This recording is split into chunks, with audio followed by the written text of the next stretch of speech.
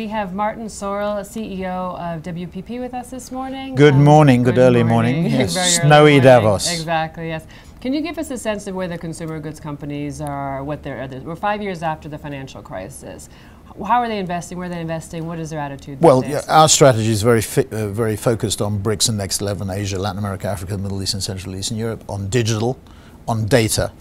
Both of the first two categories, fast growth markets and digital, now count for approximately a third of our business, whereas 12, 15 years ago, virtually nothing. So half of our revenues, in a way, have turned over or changed. Data is 25%. Quantitative techniques are probably about 50% of our business. So that's about right for it. But that's really where and that's a reflection of our clients. So packaged goods clients have been very fast growth market orientated. Now, fast growth markets were the heroes, now they've become the villains, which is ludicrous. I mean, I know that the Wall Street Journal has to have headlines, you know, currency crisis and all that sort of stuff, and we saw overnight that the emerging markets were coming under pressure. But having said that, you know, in the long term, and I'm trying to run WPP for the long term, what we have to do is to focus on those three core issues. The other issue, which is more parochial to us, is getting people to work together. We have 170,000 people in 110 countries, and getting to work together for the benefit of clients. So that's a reflection of what the packaged goods companies are doing. So it's really into the fast growth markets, increasing their digital spend. Average digital spend is about 20% with consumers.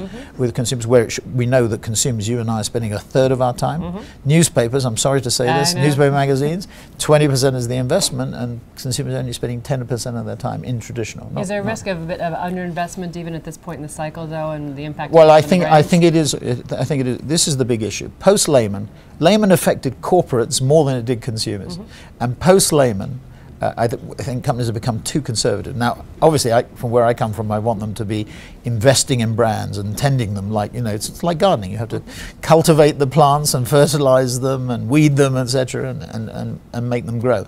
And the fear is that there is so much pressure on the top line, because GDP growth is better this year than last year, but it's still below trend, below the pre-2008 trend. So companies feel under pressure on the top line, and in the earnings season, what you've seen is people making their numbers by cutting their costs, or not making their numbers, you know, or making them a little bit better by cutting costs. And that's the big issue generally for us.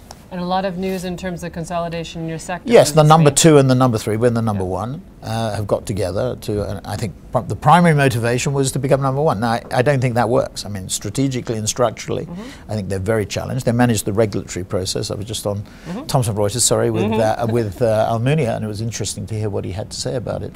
But I think that's our biggest opportunity. The new business tables have just come out for last year. We're top. Actually, interestingly, both POG agencies are bottom.